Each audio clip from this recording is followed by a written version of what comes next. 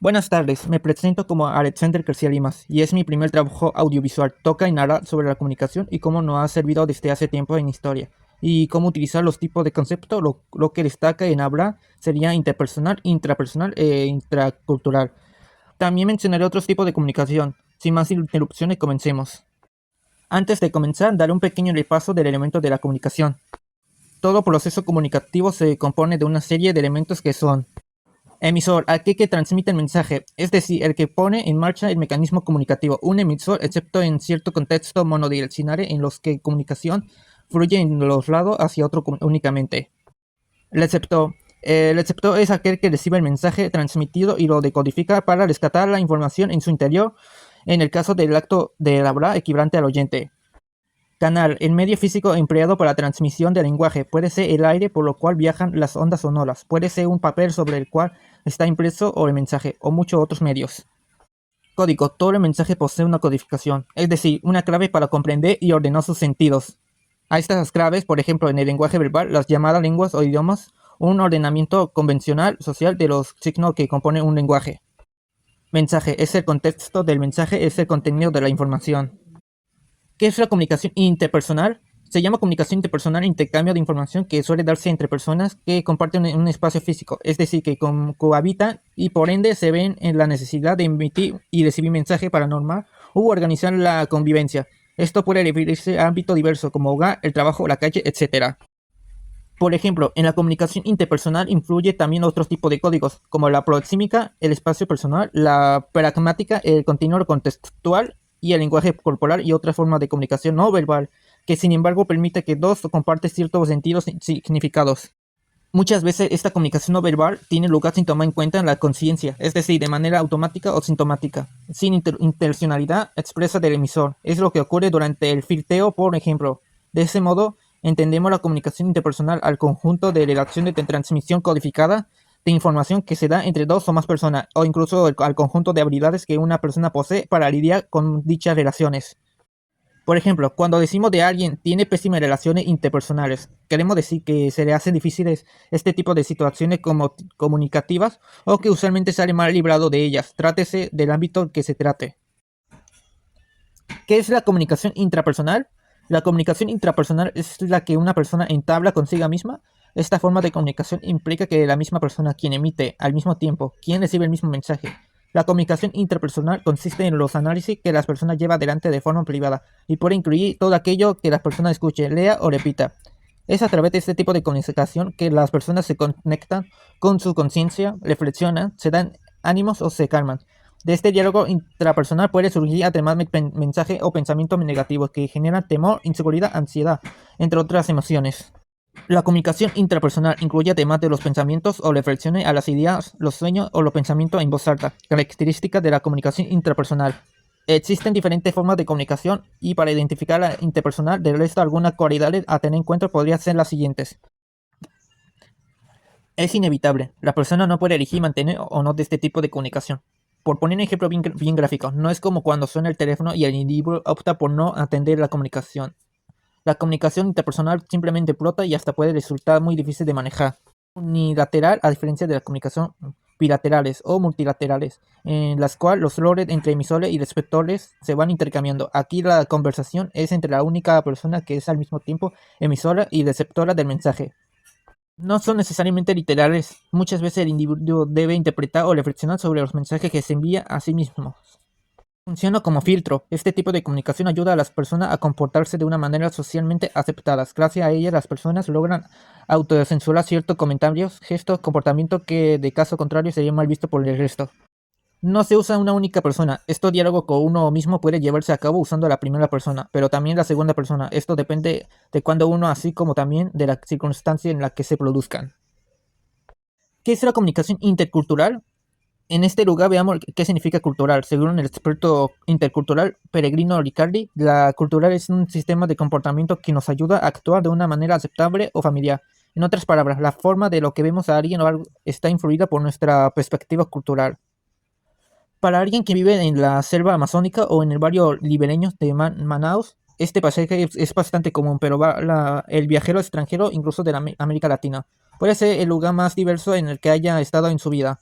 Por lo tanto, la comunicación intercultural consiste en buscar diferencias y similitudes entre tu cultura y la de los demás, para encontrar maneras de expresar tus ideas sin anular ni ofender a las demás. Se trata de la empatía y no de faltar de familiaridad como algo negativo. ¿Cómo comercian y hacen negocio a diferencia de culturas? A la hora de comunicarse entre países hay que tener en cuenta algunas cosas. Jerarquía y formalidad. ¿Qué importancia tienen? Enfoques de la que toman decisiones. ¿Quién toma las decisiones y cómo se lo toman? Precisión. ¿Es el proyecto lo suficientemente bueno o necesita mejorar? Contacto visual. ¿Está la gente acostumbrada a hacerlo? Actitudes hacia el tiempo. ¿Se toleran los retrasos o se esperan? En Argentina, por ejemplo, se espera que la gente llegue un poco tarde a una reunión. No hay forma por lo que de ofenderse. Punto de vista sobre diferentes culturas y costumbres puestos sobre la mesa. ¿Qué sé yo de la cultura de estas personas? Supongamos que usted es un empleado estadounidense que intenta negociar un precio para vender chanclas de una empresa Brasil. Alguien de una cultura muy colectiva, como la brasileña, probablemente se sentara en una relación y prefería quedarse con el mismo negocio durante todo el proceso, en lugar de lotar como suele ocurrir en otros países. Definición a la comunicación verbal. Para su definición da los siguientes significados relacionados con otros temas pasadas. Es el transmisor de información de un pensamiento o ideas a través por el medio en palabras al hablar o sin hablar, pudiendo intercambiar a través de un mensaje compartiendo entre personas que están involucradas para la comunicación. Dependiendo del tipo de comunicación puede tomar diversas formas para conversar, discusión, debate, etc. Siempre y cuando se aplican a la claridad y eficaz para el momento de comunicarnos. Comunicación no verbal. Cuando hablemos de una comunicación no verbal, nos referimos a todas aquellas formas de comunicación que no emplean el lenguaje como vehículo y sistema de expresarse. Es decir, toda aquella vía de transmisión de un mensaje que no requiere de la palabra ni del lenguaje verbal. La comunicación no verbal sigue las mismas reglas básicas de la verbal, por lo que no tiene una síntesis, un orden específico de aparición de los signos, sino de artículo de base al contexto y la circunstancia. Existe cierto margen de convencionalidad de algunos casos, como los movimientos de la cabeza para indicar sí o no, pero ni siquiera esos gestos son universales y en algunas culturas se interpretan al revés. Por el otro lado, es forma de comunicación no direccional que depende de la capacidad del emisor y del receptor, del capaz de interpretar el mensaje de manera apropiada, ya que no hay un código común o universal que intermedie en medio de este tipo de comunicación. Tiene mayor predominancia aspecto no lógico de nuestra mente, como la emocionalidad y la empatía. Definición para kinestésica. La kinésica o cinética es otro nombre para la comunicación verbal mediante el lenguaje corporal, o sea, medio de movimiento de las extremidades y del torso, como posee un significado expresivo, apelativo o comunicativo, y como puede ir al conjunto del lenguaje verbal o en su sustantivo. En ese sentido, pertenece a la paralenguaje, la forma de comunicación no verbal disponible para el ser humano que codifica más o menos en la cultura, sin perder cierto sentido instintivo. Ahora un ejemplo, imagina que estás caminando por la habitación y te encuentras con una silla. Para sentarte en la silla de manera coordinada, tu sistema kinestésico entra en juego. Este sistema te proporciona la conciencia de la posición de tus piernas, brazos y cuerpo en relación con la silla. A medida que te acerca tu kinestesia, te permite ajustar a posición de tu cuerpo para realizar el movimiento preciso necesario para sentarte acomodadamente en la silla sin chocar o perder equilibrio. Definición para la proxémica. Para poder iniciar una comunicación tiene que intercambiar, comprender el espacio que influye a la distancia corporal a la persona que interactúa para integrar contacto físico en la sociedad a la hora de comunicarnos. Ahora un ejemplo. Cuando hay una relación con alguien en una sala de reuniones es cuando la proxémica se hace presente. Ambos cuestión su espacio y distancia presenta la hora de hablar más amplia puede llevar a organizar para separación física para la comunidad y entendimiento. Definición para paralenguaje. El paralenguaje se refiere a todos los aspectos de la comunicación no verbal que acompañan al lenguaje verbal, incluyendo tono de voz, velocidad al hablar, entonación de pausas, suspiros, risa y otros elementos que no son palabras pero influyen en la interpretación del mensaje. Es esencial la expresión vocal y no lingüística que acompaña al hablar. Ahora un ejemplo. La forma de entonación de la voz puede transmitir emoción o actitudes como entusiasmo, aburrimiento o sorpresas. Las pausas y el ritmo del discurso también pueden agregar significado a un mensaje. El paralenguaje es una parte fundamental de la comunicación, ya que puede afectar cómo se percibe o interpreta un mensaje, más allá de las palabras específicas al utilizarlas. El lenguaje oral. Cuando se habla de lenguaje oral o comunicación oral, generalmente nos referíamos al acto de transmisión de información verbal que se produce mediante el habla y que es caracterizado de los seres humanos. Se refiere generalmente del lenguaje al habla al lenguaje escrito. El lenguaje escrito. Cuando hablamos de lenguaje escrito, lengua escrita o comunicación escritas, nos referimos generalmente a la transmisión de información verbal o a través de la tecnología de la cultura. En su diferencia soporte físico posible, dicho de otro modo, nos referimos a la transmisión de un mensaje escrito desde un emisor al receptor, gracias a una técnica de registro de lenguaje verbal. La escritura, como sabemos, fue uno de los grandes inventos de la humanidad que permitió guardar mensajes, datos o instrucciones durante mucho más tiempo de lo que es necesario para la transmisión oralmente. Así, la escritura es una forma de hacer perdurar al habla acudiendo a distintos tipos de inscripciones en un soporte físico. Ahora se podrá dar el dato característico del oral y escrito.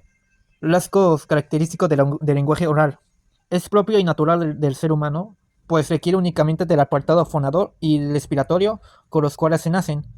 Además se aprende a usarlo mediante la repetición y la práctica. Utiliza como canal las ondas sonoras en el aire que las cuerdas vocales generan al vibrar y el oído capta y reconoce dichos sonidos. Compone un código o idioma estructurado social, cultural e históricamente. Suele ser presencial, inmediato y efímero, ya que ocurre en un lugar y contexto determinado y una vez dicho lo dicho, los sonidos desaparecen para siempre. De ahí que las palabras se lleven el viento. Sin embargo, hoy en día la tecnología permite la comunicación oral o no presencial, por teléfono o incluso no inmediata mensaje de voz. Puede ser formal o coloquial y muy pragmático, pero en ambos casos se encuentra acompañado de gestos, disposiciones corporales y otros elementos extralinguísticos que facilitan la comprensión del lenguaje. Rasgo característico del lenguaje escrito. Es artificial y aprendido, o sea, no es innato ni forma parte de la capacidad propia de la especie, sino que fue un invento de la humanidad. Consiste en un registro visual del habla. Esto le quiere decir que es representación de habla a través de signos gráficos.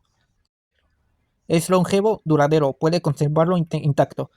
Dependiendo de los soportes físicos a lo largo de días, meses, años o siglos, puede comunicar a personas separadas por lenguaje dimensionales de tiempo. Es indirecto, ya que el emisor y receptor no tienen que compartir un espacio o verse las caras, sino que pueden lidiar con el mensaje cada uno de su cuenta. Por último, hablaré de lo importante de connotativa y detonativa. Cuando hablamos de lenguaje detonativa o detonación y de lenguaje connotativo o connotación, nos estamos refiriendo a las dos formas de interpretación o de asignación del significado de las palabras que existen.